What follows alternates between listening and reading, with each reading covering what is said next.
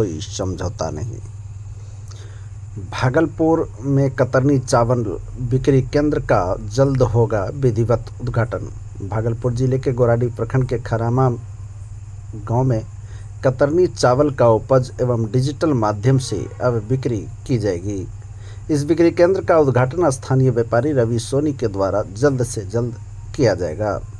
उद्घाटन होने के बाद यहां के व्यापारियों को अपना चावल किस तरह से उपज करना है एवं किस तरह से उसे बिक्री करना है, यह काफ़ी आसान होने वाली है। वहीं रवि सोनी ने बताया कि यहाँ के किसान उपज करने के बाद बिक्री करने के लिए बहुत परेशान रहते हैं। इसको लेकर आज़ादी के अमृत महोत्सव 15 अगस्त के दिन उन्होंने यह घोषणा की है कि अब बिक्री केंद्र का उद्घाटन हो जाएगा तो यहाँ के किसानों को बिक्री करने में किसी तरह की कोई समस्या नहीं आएगी। वहीं बताते चलें कि भागलपुर का कतरनी धान को भारत सरकार ने जीआई टैग भी दे दिया है। स्वतंत्रता सेनानी के 78वें वर्षगांठ में आज गोराडी प्रखंड के अंतर्गत ग्राम खरामा में उपज गुरु एक कंपनी का उद्घाटन किया गया। इससे हमको लगता है कि इस क्षेत्र के किसानों के साथ साथ यहाँ के बेरोजगार युवाओं को भी रोजगार मिलने का अवसर मिला है। मैं भगवान से असीम अनुकंपा करता हूँ कि उपज गुरु कंपनी को अच्छी से अच्छी लाभ दे ताकि हमारे क्षेत्र के बेरोजगार युवाओं को रोजगार की प्राप्ति हो। धन्यवाद। मेरा नाम पंकज कुमार विद्यार्थी। वर्तमान में मैं पेशे से शिक्षक हूँ। मेरी पत्नी इस प्रखंड के प्रमुख है। मैं गंगटी हुआ थाना गोराडी। पूजन का क्या उद्देश्य है, कुछ क्या नया करने जा रहे हैं? नमस्कार, मेरा नाम रवि सोनी है। मैं ग्रेसन ग्रेड प्राइवेट लिमिटेड का को फाउंडर हूँ। ये company one of the best startups in India है, एग्रीटेक स्टार्टअप्स इन इंडिया है, nominated by government of India. पिछले 4 सालों से हम लोग बिहार में और देश के अलग अलग राज्यों में काम कर रहे हैं।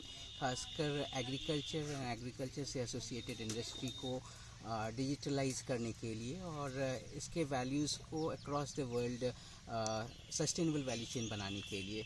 तो पिछले 2 सालों में हमने भागलपुर के प्रोडक्ट्स को इंटरनेशनल मार्केट्स तक लेकर गए हैं, खासकर यहाँ की जर्दालू आम को। पिछले साल हमने यहाँ के कतरनी चूड़ा एंड चावल को प्रमोट करने का प्रयास किया, जिसमें काफ़ी सफलता भी मिली है हमें।